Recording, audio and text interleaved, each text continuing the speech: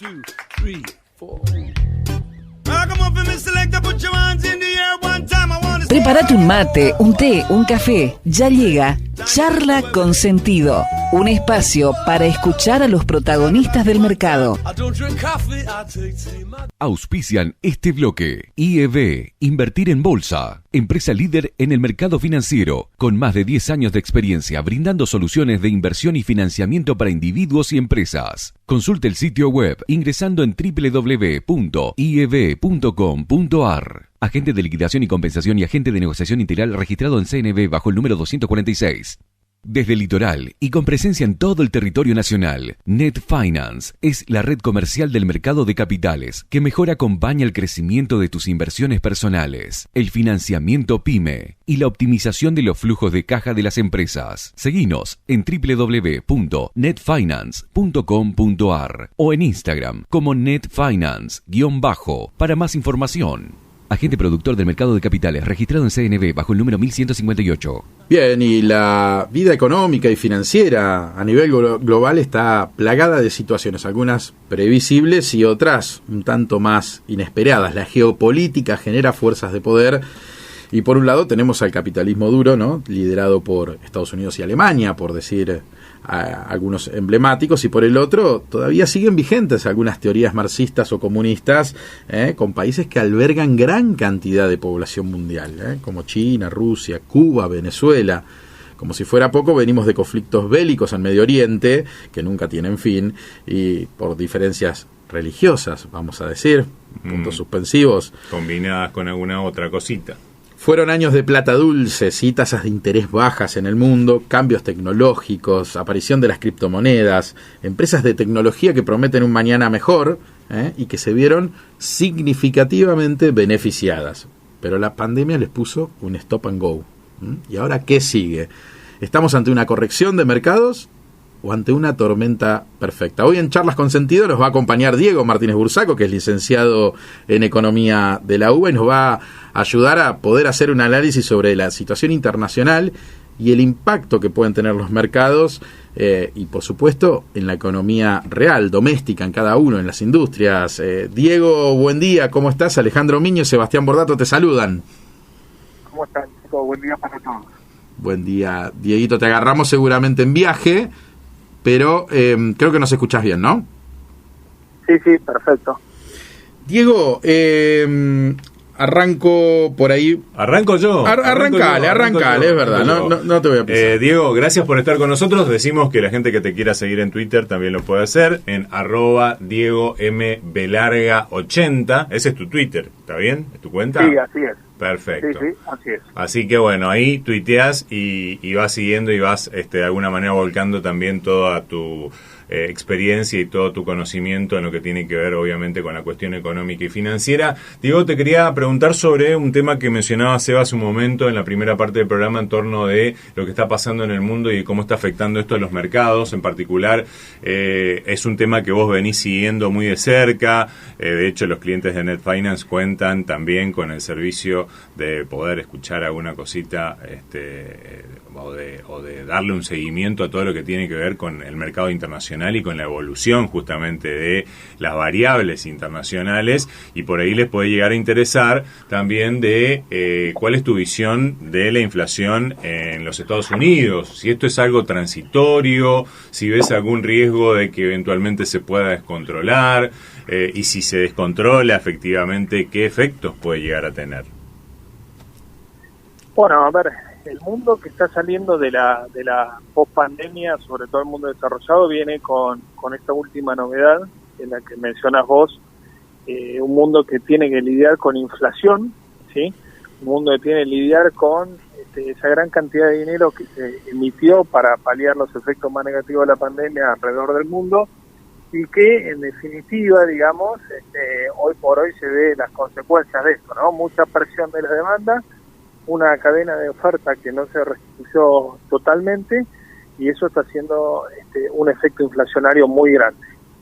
Para males de todo, el conflicto bélico que estamos ante las puertas, ¿no?, de Rusia con Ucrania, bueno, trae más volatilidad, más riesgo, más incertidumbre, Y esto básicamente, yo creo que detrás de todo conflicto bélico, esperemos que no se termine de concretar, pero detrás de todo evento de esta naturaleza, siempre esconden otras razones. Y una de las principales razones es que, por ejemplo, Joe Biden en los Estados Unidos está teniendo una caída del nivel de aprobación a un ritmo nunca antes visto para un presidente después del primer año de mandato en la Casa Blanca. Entonces todo esto confluye a que, bueno, se tienen que buscar algunas salidas si se quiere acaparar la atención para otros lados. Y en definitiva, bueno, estamos arrancando el año 2022 con un nivel de volatilidad e incertidumbre en los mercados de inversiones que realmente es muy, muy relevante. ¿Y qué efecto puede tener esto para nosotros? Porque eso era, porque te decía, ¿qué efecto puede tener? Y en particular para los países emergentes y las economías emergentes como la nuestra, por ejemplo. A priori yo te diría que la inflación en los Estados Unidos, que va a llevar a que el Banco Central de ese país aumente la tasa de interés, históricamente eso es una mala señal para los mercados emergentes y obviamente para la Argentina, ¿sí? ¿Por qué? Porque si sube el costo del dinero, va a haber menos liquidez disponible, los capitales se van a ir a dirigir hacia Estados Unidos en busca de mayor rentabilidad de las inversiones y salen de los países emergentes como el nuestro. Pero quizás es momento de desafiar un poco esa historia, porque también lo que estamos viendo es que el proceso, digamos, inflacionario tiene lugar en un desequilibrio entre la demanda y la oferta de commodities, y esto hace que muchos de los precios internacionales de las materias primas que exportan mercados emergentes y principalmente Latinoamérica estén muy sólidos en términos de precios internacionales, digamos, ¿no? Lo estamos viendo en el petróleo, en todo lo que son los granos, en la soja, y eso de alguna u otra manera puede contrarrestar este primer impacto inicial de la suba de tasa de interés en Estados Unidos como forma de tratar de combatir la inflación. Vamos a ver si esto se manifiesta con una continuidad en el tiempo o eventualmente cuando realmente comience a subir la tasa de interés por parte de la Reserva Federal, bueno, los commodities empiezan a debilitarse y eso sería una muy mala señal para emergentes y Argentina en particular, ¿no?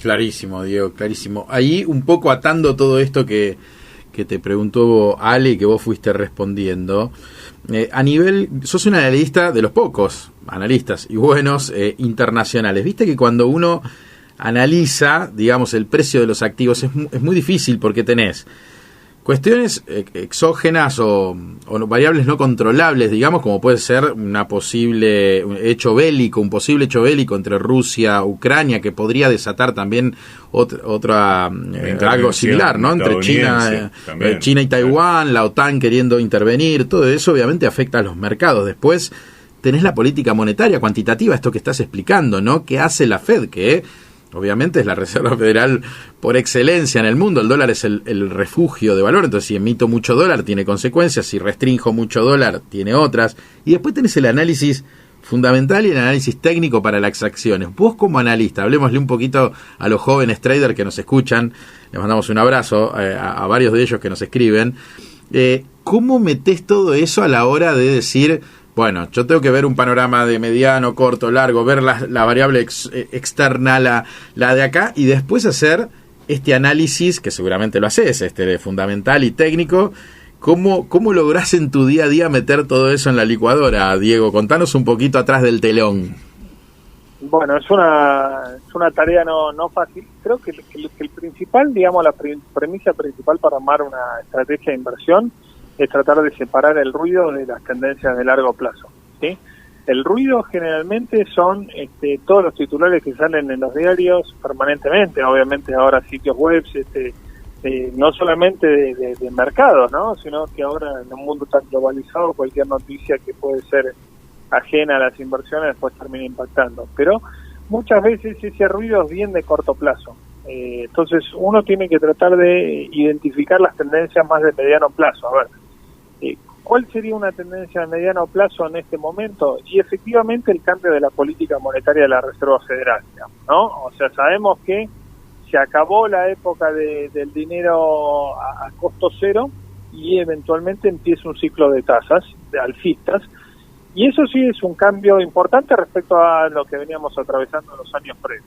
Entonces, a partir de allí uno tiene que tratar de detectar, bueno, cuáles han sido los sectores más ganadores, si se quiere, de periodos similares donde las tasas de interés suben.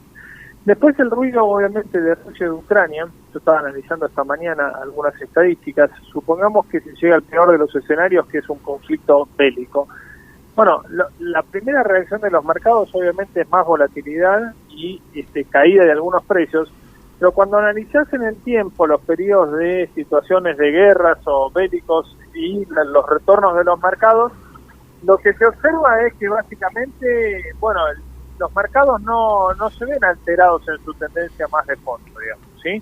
Obviamente habrá sectores que pueden sacar provecho de esta situación, sectores que se vean más golpeados, pero los mercados, la tendencia de fondo no cambia. Entonces yo creo que esa es una de las premisas principales. Después, yo soy más un analista fundamental, lógicamente, pero obviamente lo técnico importa y sobre todo importan los flujos de capitales. Claro. Muchos decimos, los que tenemos varios años en el mercado, flujo mata fundamentos. ¿Cuántas veces ha pasado de que acciones o empresas de primera línea que están en un precio de compra muy atractivo, que parece que tienen mucho potencial, pueden permanecer muy bajas por mucho tiempo? Y eso es porque el flujo de salida de capitales de un determinado activo financiero no le importa los fundamentos que hay más de mediano plazo. Ahí es donde se producen las oportunidades, pero obviamente hay que tener mucha paciencia y temple, digamos, ¿no? Porque a nadie le gusta estar comprando papeles que no suben o tienden a ir a baja bastante fuerte, digamos. A propósito de eso, una de las sorpresas que hubo últimamente, porque recordemos que de alguna manera también el mercado en algunos aspectos y los picos históricos que tuvo el año pasado estuvieron sostenidos por empresas tecnológicas, ¿no? En Wall Street concretamente, podríamos mencionar varias, pero a la que me quiero referir específicamente, sobre todo teniendo en cuenta de que eventualmente, muchos de nosotros no solamente utilizamos la plataforma, sino que también somos inversores. ¿Qué opinión te merece la telenovela que se está dando en torno a Facebook y su caída también en el precio de las acciones en picada prácticamente? ¿Podría llegar a convertirse en un nuevo BlackBerry? ¿Podría desaparecer por falta de innovación? ¿O crees que realmente hay una cuestión que pueda hacer de que nos convenza el metaverso al que se refiere Mark Zuckerberg, que sería una especie de entorno y de realidad virtual en medio de la cual estaríamos inmersos, el metaverso, como para poder seguir, en este caso, teniendo mejores rendimientos o ir mejorando el rendimiento también de los papeles de Facebook? Mira, si tengo que definir con una palabra la caída de Facebook en este momento, diría exagerada. Ahora, como te dije anteriormente, estamos en un momento donde el flujo es más de salida que de entrada en el papel, pero yo creo que es una buena oportunidad para inversores pacientes. Cuando uno dice Facebook, rápidamente se le viene a la cabeza esa red social, digamos, que en la que todos comenzamos a familiarizarnos con estos conceptos, pero Facebook es mucho más que eso, digamos, ¿no? Facebook es el dueño de Instagram, de WhatsApp, de un montón de plataformas tecnológicas con potencial, y adicionalmente la fuerte apuesta que está haciendo en todo lo que tiene que ver con la realidad virtual y, bueno, conectado con lo que dijiste vos del metaverso. Todo eso lleva tiempo, pero la diferencia con BlackBerry u otros casos que no fueron exitosos, digamos, o a lo largo del tiempo han perdido cierto brillo en el mercado, tiene que ver básicamente con el hecho de que Facebook es una empresa que gana plata, no tiene deuda, tiene una posición de caja muy importante. Cuando analizamos, por ejemplo, la relación precio-ganancia futuras esperada para los próximos 12 meses, nunca antes ha estado tan barata en el mercado Facebook desde que debutó en el año 2012. Por lo tanto, bueno, eso nos dice algo. Esto no es una expectativa de ganancias o una expectativa de negocios, etcétera. Pero bueno, en este momento el sentimiento del mercado para con este papel es negativo y bueno, ya pasará, se absorberá toda esta oferta que hay, toda esa salida de capitales y seguramente será un muy buen negocio para quienes tengan paciencia en el mediano plazo. Apelando a esa estructura que describías anteriormente o esa escala que describías, sería ruido, no una tendencia. Sería ruido, sería ruido, un balance malo, que es lo que digamos, disparó la caída significativa. Ujú. Sería tendencia si se encadenan 3 o 4 trimestres con la misma, digamos, Claro. sensación, digamos, ¿sí? De que por ahí los activos usuarios de Facebook y todas sus plataformas siguen en baja, que la empresa, digamos, da un guidance por debajo de lo esperado. Bueno, entonces, si es un trimestre, la verdad es que no hay motivo de preocupación y al contrario, es más una oportunidad de compra que de venta. Ahora, el tiempo dirá y los trimestres próximos también marcarán el ritmo del papel. Creo que mañana, Diego, Zuckerberg va a hacer algún tipo de anuncio en relación del metaverso, el plan estratégico en la compañía y las posibles implicancias para con el mercado. Creo que va a dar algún tipo de charla o novedad. Sería interesante. A ver, una de las, para tenerlo como referencia, unas semanas previas a la presentación del balance de Facebook llegó el balance net. Y Netflix también, con la presentación de balance bajó 25% ese día después, y después siguió bajando. Hasta que aparecieron algunas señales donde el CEO de la compañía, unas semanas después, anunció que compró fuertemente acciones de la empresa con la caída, y también un accionista, un inversor que se sigue mucho en Wall Street, que se llama Bill Ackman, que también adquirió casi $3.000 millones en la compañía. Entonces, claramente, digamos, esas son algunas señales, y Mark Zuckerberg también puede dar algún tipo de señal en ese sentido, decir, bueno, redoblé la apuesta en la compañía o compré con la caída, sería un buen indicio para el resto de los inversores. Sí, el otro día, y para cerrar un poquito con este tema de Facebook, el otro día él salió a dar algunas declaraciones y no fueron muy bien vistas por el mercado, porque habló 3 o 4 veces en un párrafo de, bueno, que el competidor TikTok y los competidores y todo lo podían en la mano del competidor, cuando, bueno, es una empresa innovadora de tecnología y que él debería hacerse fuerte desde su lugar, que me parece que tomó nota de eso, que el mercado también le pasó factura, creo que fue 1 o 2 días después que de presentar el balance, que el balance ya se presumía un poco que iba a tener esos números. El problema fue la cantidad de suscriptores que perdió, y ahí me parece, ¿no?, que fue el golpe. Pero ojalá que nos traiga alguna buena noticia, porque es un papel que está en muchas carteras, obviamente, pondera mucho en los índices de Wall Street, así que no estamos ajenos ninguno de tener algo de ese papel. Pero te llevo ahora a otro plano, Diego. Vos sos el jefe de estrategia de InView, ¿sí?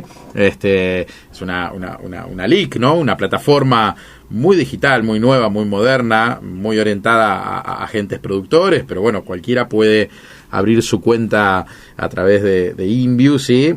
Digitalmente, y poder operar, ¿sí?, acciones tanto locales como en el mundo. Pero ahí puedes contarle un poco al oyente cómo se convive. Hay algo que a mí me gusta atrás del telón, que es cómo armás el asset class, digamos, perfilando a los clientes, o vos tenés, digamos, como tarea también armar como diferentes carteras para diferentes perfiles, y supongo que después cada productor, bueno, le pondrá el poncho a quien le quepa, ¿no?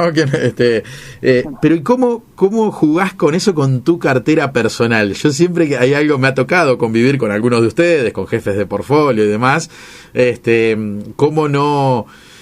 o no irse muy conservador y hacer para uno lo que le está diciendo al otro, y tampoco no hacer carteras muy arriesgadas, porque uno capaz que tiene un poco más de gustito, de apetito por el riesgo. ¿Cómo convivís con eso vos, Diego Martínez Bursaco? Contanos un poquito. Es un tema, la verdad es difícil de lidiar.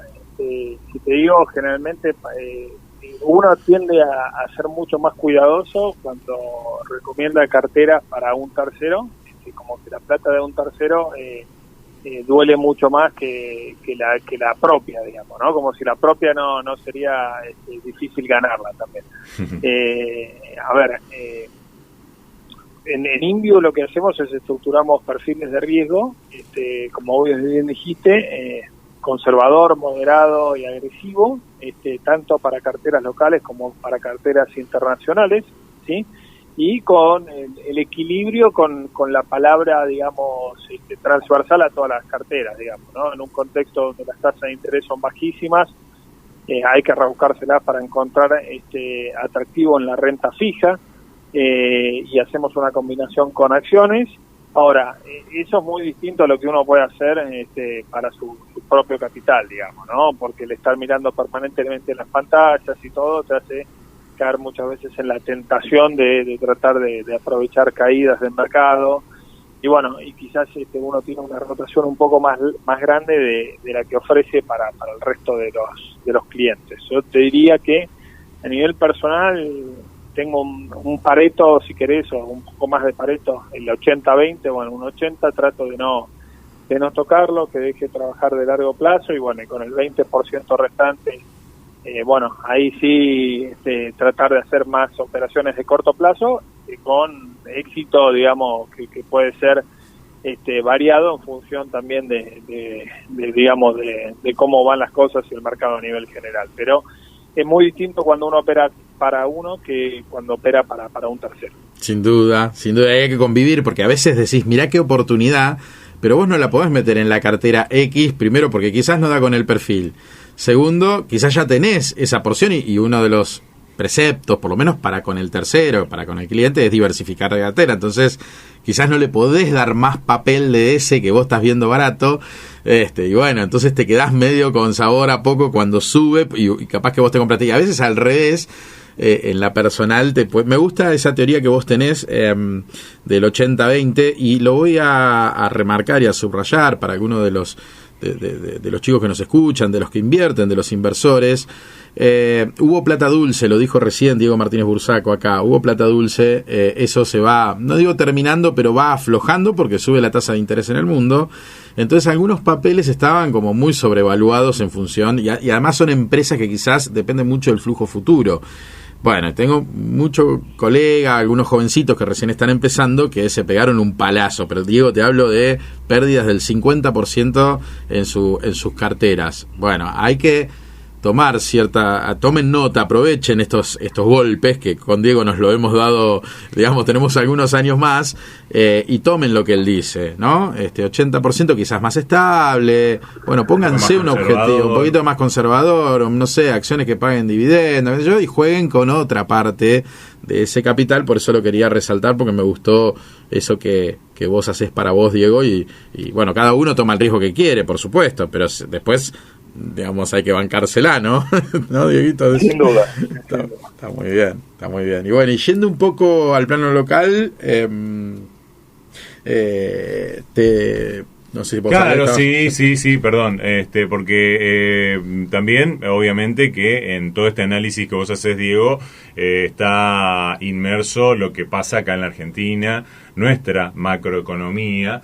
Se habló mucho antes de las elecciones justamente de la debilidad de la macro argentina, pero ahora también están ingresando algunos flujos de capitales en Brasil, se están fortaleciendo algunas monedas en la región, está habiendo, vos creo que lo describías, o por lo menos tangencialmente mencionabas algún, no digo viento de cola, pero algunos síntomas, si se quiere, positivos, y ciertas cuestiones que de alguna manera no se pueden llegar a estar protegiendo.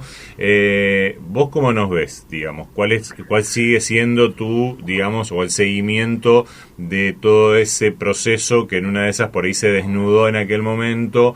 ¿Estamos en un respiro? ¿Podemos llegar a tenerlo? ¿O estamos igual que antes y muy, digamos, complicados? Bueno, a ver, que los flujos de capitales se acompañen en la región es positivo, a pesar de que siempre decimos que Argentina siempre parece desconectada de todo, digamos, ¿no? Uh-huh. Eso es positivo, porque siempre hay como un pequeño efecto derrame, o al menos que llega el capital al mercado, o eventualmente evita de que siga saliendo, y eso presionar las cotizaciones.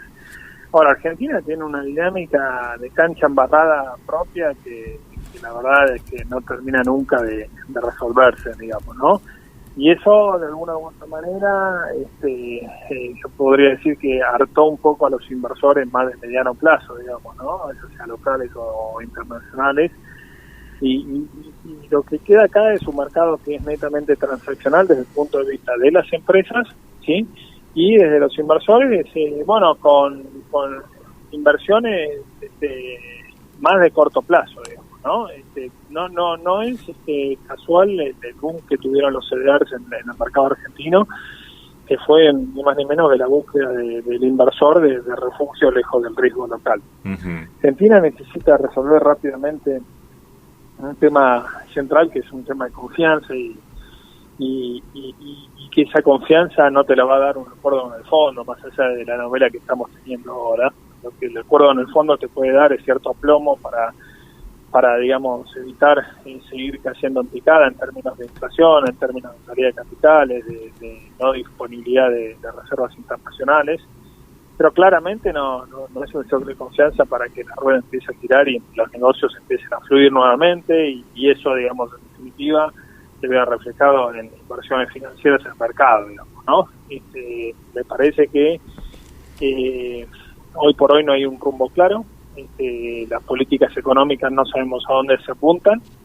La inflación de ayer dejó al descubierto también todos los fracasos en términos de los controles de precios, y adicionalmente es todo el efecto borrachera de una política de emisión monetaria para financiamiento del fisco en el último, yo diría los últimos 2 meses del año pasado, que fue terrible, obviamente elecciones mediante, y que hoy estamos pagando con creces, digamos, ¿no? Estos costos no son inocuos en un contexto donde el salario real sigue siendo fuerte y a Argentina le cuesta recuperarse.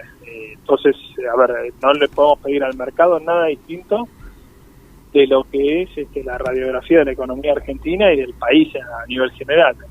Y ahí, digamos, claramente juegan las expectativas, y hoy, más allá de los precios que pueden ser seductores o no, en términos de acciones o bonos, obviamente quien se quemó con leche vio una vaca y llora, dice el refrán, y bueno, eso es un poco lo que está pasando a nivel general en todos los inversores respecto al mercado local. Es decir, que aunque los precios sean atractivos, igual con eso no alcanza tampoco. O sea, porque no alcanza porque todo te parece efímero, Seba. O sea, no hay nada. Cualquier anuncio político o cualquier anuncio relevante tiene un impacto muy corto y es efímero.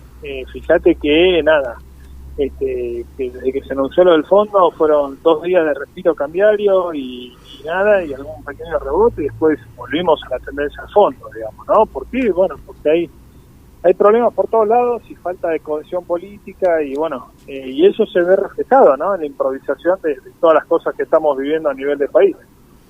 Lo veía, me acordaba lo que decías hace un rato de que a veces el precio de un activo por temas de flujo queda en un nivel y que a veces pasan años. Se me venía a la cabeza que tenía un papel que se llama Quidiam, lo conocerás, Cudé. Sí. En un momento tuvo como el año pasado y el anteaño pasado, y está en valores de $1, llegó a estar 3,20, 3,40, creo que 3,60, y está en $1 hace un montón. Y bueno, tiene que ver con que es un papel chino. China tuvo un montón de situaciones, restricciones, la empresa en sí tuvo algo, pero en realidad cuando vos analizás el ratio del flujo de liquidez que tiene, está súper barata la acción.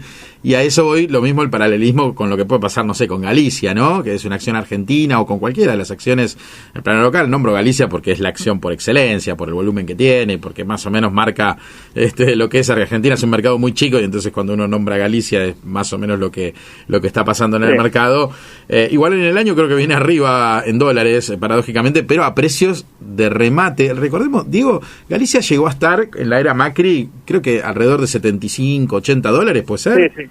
Sí, casi $80. Vale una décima parte aproximadamente. Es increíble, vale $9. Claro, previo a las elecciones, y después tuvo 2 o 3 situaciones donde el mercado quiso subir, pero es lo que decís vos, es muy efímero. Uno, con la pérdida, digamos, que tuvo el gobierno en las elecciones, porque fue una pérdida que el mercado no lo leyó tan así, y no fue una suba muy considerable. Y ahora con lo del fondo, la suba fue efímera. Si hubiera un plan atrás o algo más sostenible, debería haber sido algo mucho más contundente, y eso no pasa, ¿no? Así es. Estamos un poquito condenados en el plano local. Ojalá que lo internacional nos ayude. Diego, hemos charlado aquí con Diego Martínez Bursaco, él es el jefe de estrategia de Invius, licenciado en economía, tiene un currículum muy extenso, un gran analista de los mercados internacionales, como dije, de los pocos, por eso nos gusta mucho hablar más de lo del exterior, que obviamente después es más fácil ver lo que puede pasar en un país como Argentina, pero no es tan sencillo mirar el exterior, así que te agradecemos mucho este momento, Diego, y bueno, te esperamos pronto otra vez por acá, por Charlas con Sentido. Gracias a ustedes por la consideración y cuando gusten volvemos a hablar. Un abrazo grande, Gracias. Diego. Un abrazo a ambos. Chau, chau. Ahí lo teníamos, a Diego Martínez Bursaco, analista económico, bueno, aparte con un bagaje importantísimo también de lo que tiene que ver con su preparación técnica, digamos, su paso universitario, es economista de la UBA, así que también estuvo compartiendo un momento con nosotros.